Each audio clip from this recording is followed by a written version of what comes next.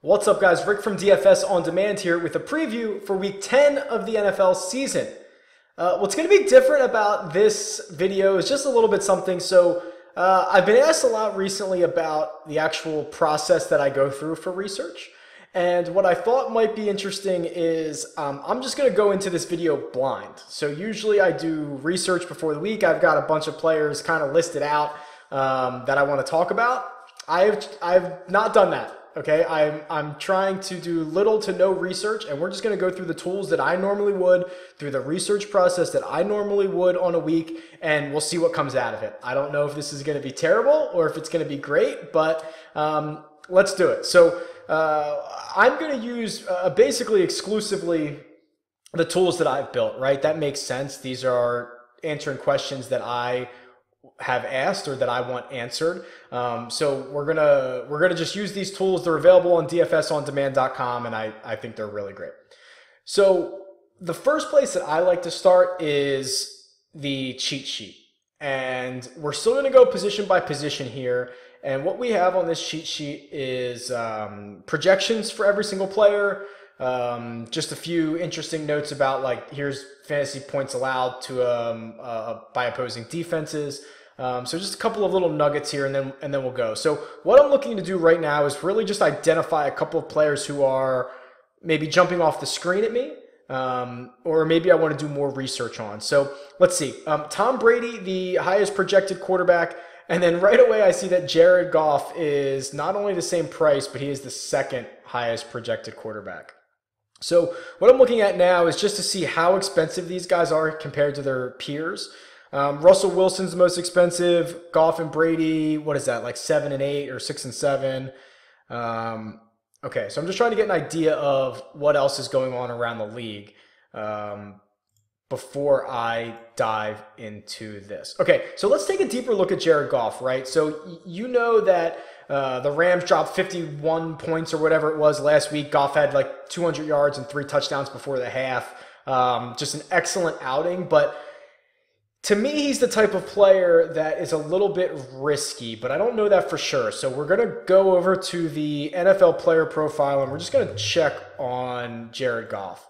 And what I'm trying to get an idea here is what type of player is Jared Goff. So you can see 31 points last week, 23 in week 3, fairly, well, I was going to say he's fairly inconsistent, but if you just throw these 2 games out, week 5 and week 6, who is that against?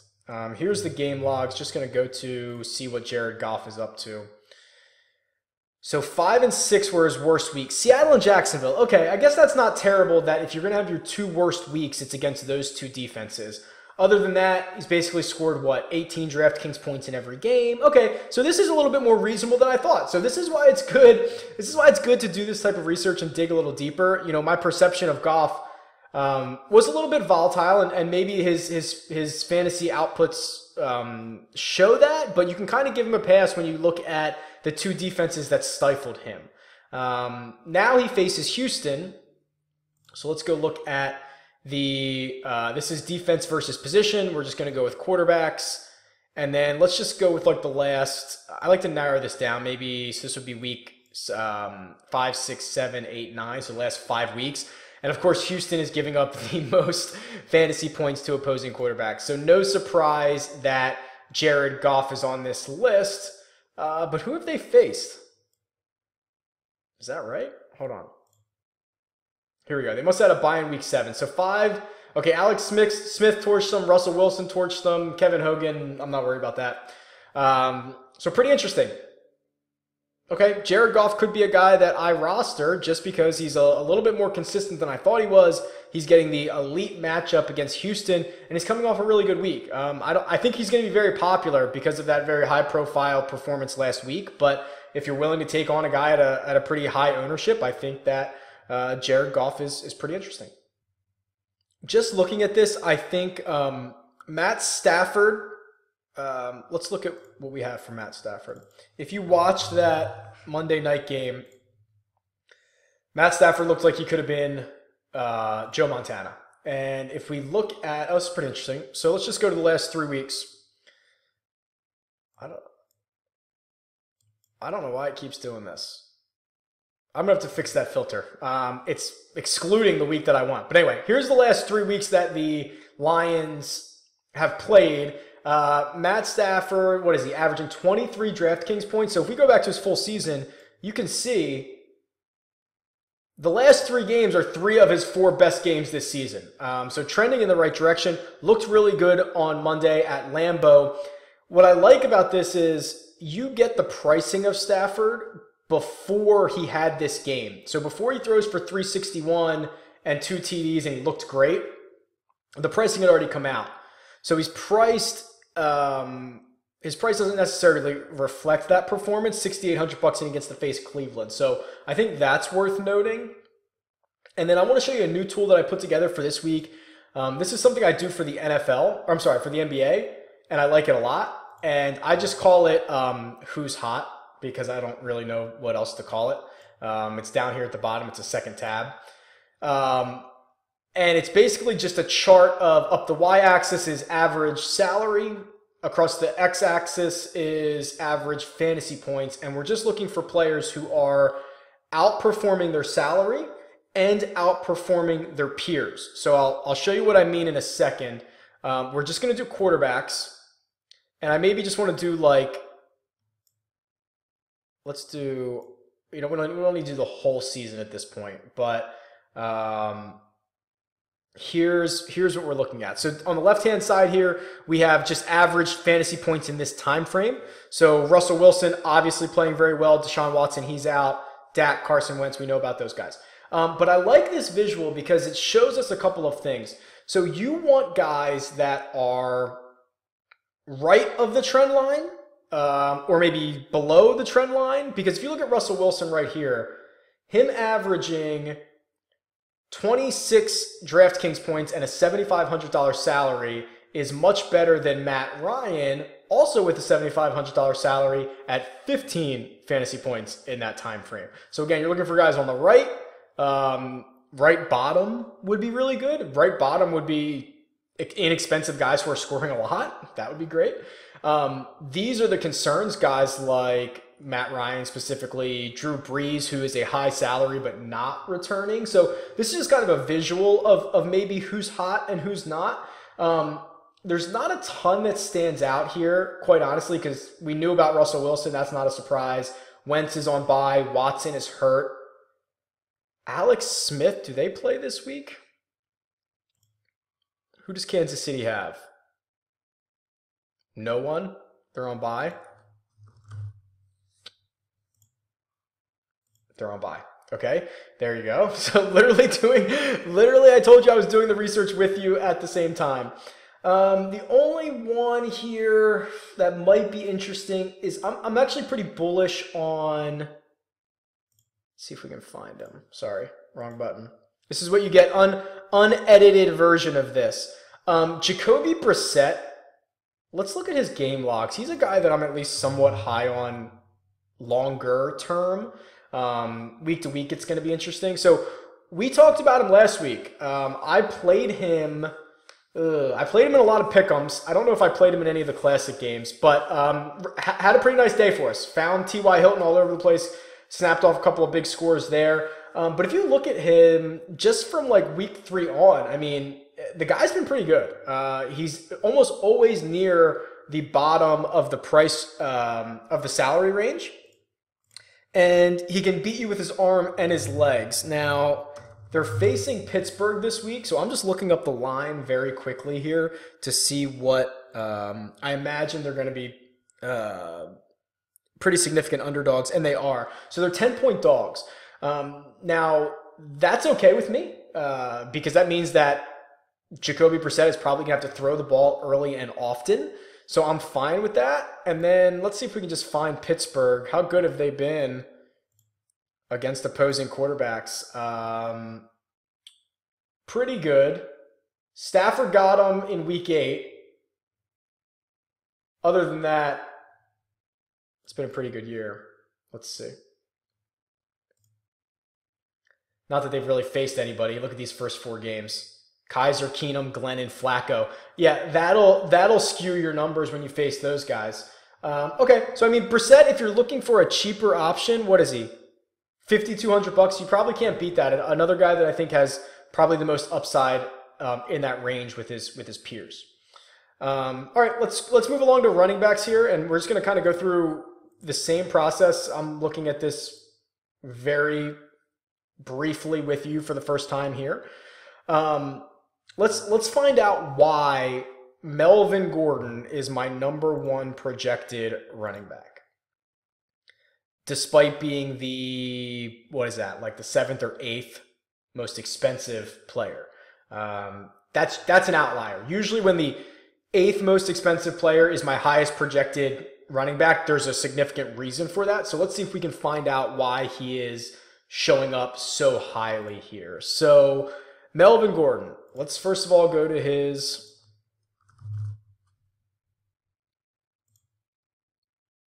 here we go. Okay, well, that'll help. So the last 4 weeks, outside of this game against week 7, would have been who? Let's see this.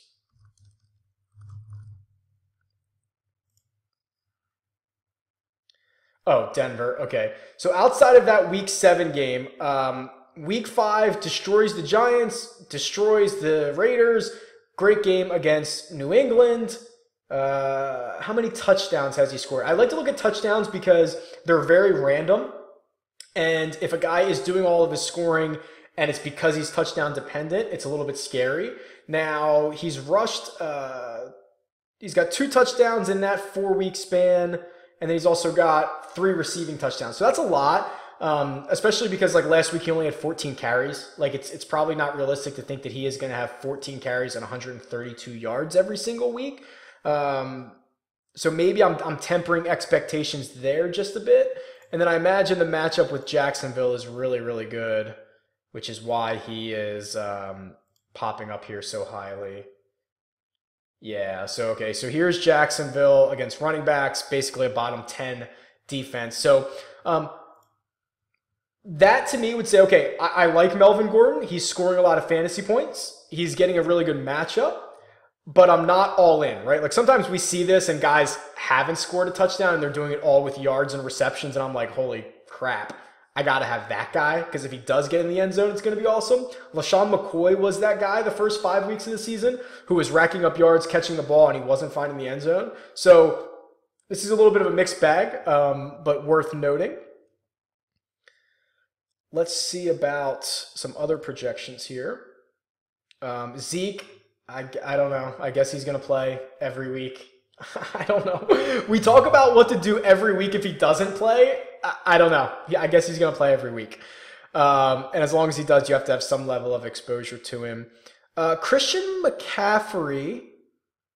That's interesting. Oh, let's do this. Oh, I'm sorry. Let's use my new tool. I forgot it existed. Okay, running backs. All right, Zeke and Le'Veon Bell lead the way. No surprise. Okay, so here's Alvin Kamara. Another guy that I think we talked about last week. Or at least I played him in pick'ems. I can't remember if we actually talked about him. Actually, both Saints running backs on the correct side of this trend line. Alvin Kamara averaging now 19 fantasy points and only a $5,900 salary over the course of, I guess, since week 4. But what's his price this week? $6,900. I was going to say it's got to be coming up. Okay, so $6,900 against Buffalo. Let's see what Buffalo has done now. You have to remember, Alvin Kamara is not necessarily like your stock running back where they're going to hand the ball to him 25 times. In fact, they're not. He's used in the passing game. So if we're looking for player profiles that might fit that, so Christian McCaffrey would be like a similar guy, held to 8 fantasy points by Buffalo. I guess like maybe Giovanni Bernard would be somewhat in that role, 5 fantasy points. I mean, you can see not many running backs of any style have had a lot of success against Buffalo. So I'm wondering if this is the week that we get the regression with those Saints running backs. So I'm a little bit concerned about that. This video is going to take so long, sorry. Doing research on the fly with you guys is going to make for a longer video. We've talked a lot about Lamar Miller. The usage that he gets, he's outperforming his peers. You can see that. Let's look at TJ Yeldon here, just because he's only 4,300, or he's averaging a $4,300 salary. Oh, that's right. I knew that. He's only played since week 7. Okay, so 11 and 9 rushes, found the end zone. What's his price this week?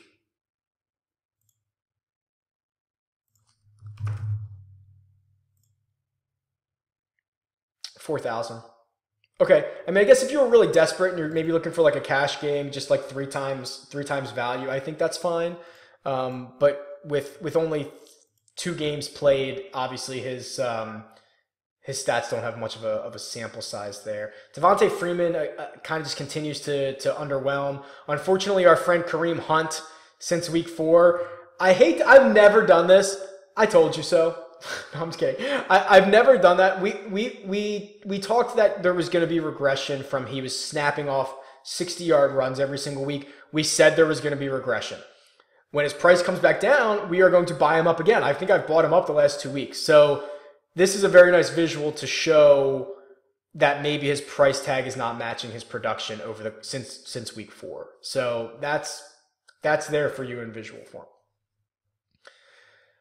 Let's go to wide receivers, and sorry if this is going to be a long video, and we'll see what we got going on with wideouts. Okay, so talked about Matt Stafford. Marvin Jones is going to be the same thing, right? So he had that big game against Green Bay. Wrong Jones. Here we go. And now look at these last 3 weeks. 30, 21, and 32 DraftKings points. That's enormous, right? 14, 11, and 11 targets. Obviously awesome.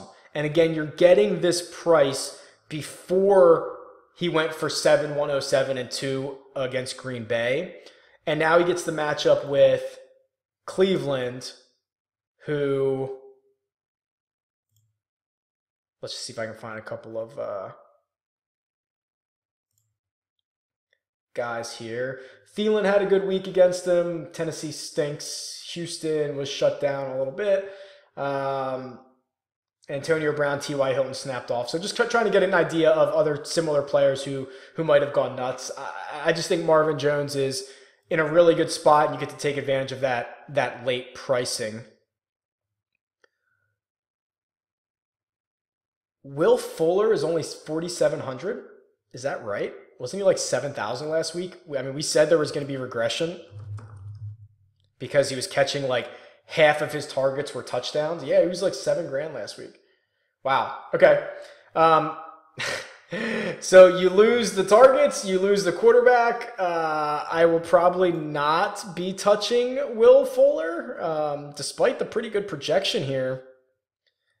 He's a little bit appealing, but this projection does not take into account Deshaun Watson being out. It doesn't know he's catching a touchdown half the time of his targets. Like, the numbers don't know that. We have to put it to the eye test here for a second. Who else might be interesting here? Let's look at wideouts on here. No surprise to see Marvin Jones here. No surprise to see Will Fuller here. No surprise to see DeAndre Hopkins here. Juju Smith-Schuster. Let's see what his price tag is. 5,600. Okay, that's pretty good. If you're not familiar with this guy, you probably should be. 10 targets last week. So it's interesting, right? Like, Pittsburgh has for a long time been an offense that can sustain multiple threats. Antonio Brown and sometimes someone else. Le'Veon Bell. Big Ben was a big fantasy producer for a while. Juju Smith-Schuster is a dynamic player who is clearly carving out some type of role for himself on this team, which I think is good for a young player, right? And he had a big game last week. He gets a little bit of a price increase, and now the Steelers, coming off a bye, had more time to work him in, had more time for him to get familiar. Again, bye weeks are probably most important for young guys. So I think that's interesting. He's definitely someone to keep an eye on moving forward, if not this week. And then there's a couple other names on here. The Ted Ginn and Robbie Andersons of the world. Um, let's see what Ted Ginn is.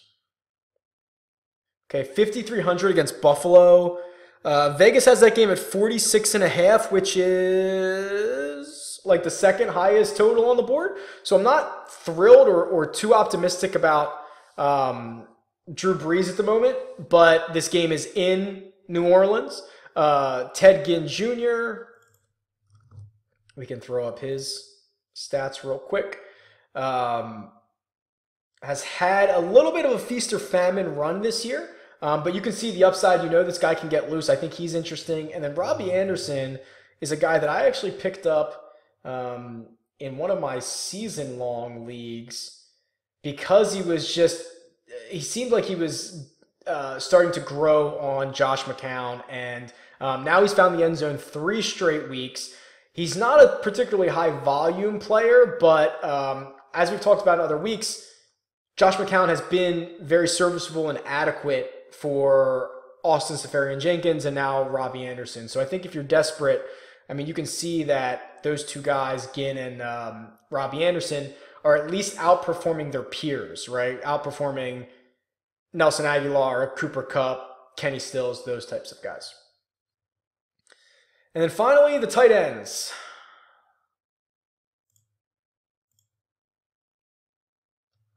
Okay. Cameron Brate, my number 1 projected tight end, which if you've watched this video series before, should not surprise you. He's coming off a really bad week, I believe. Let's see what is going on here. Yeah.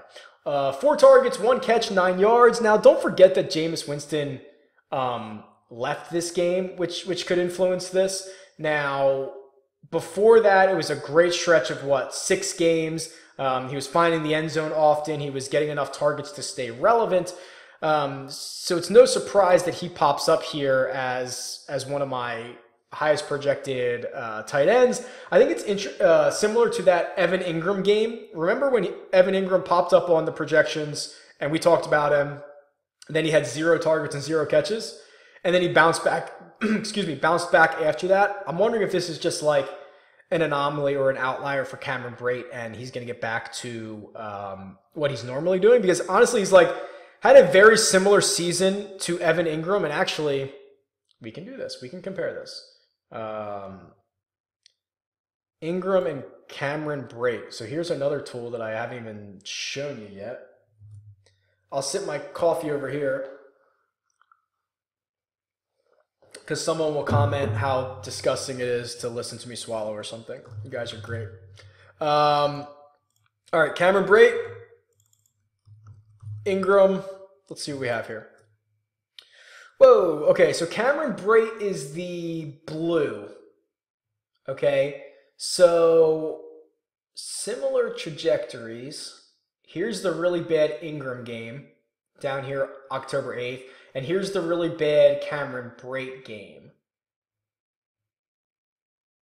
Interesting. I mean, you realize those are all within 5 fantasy points of each other.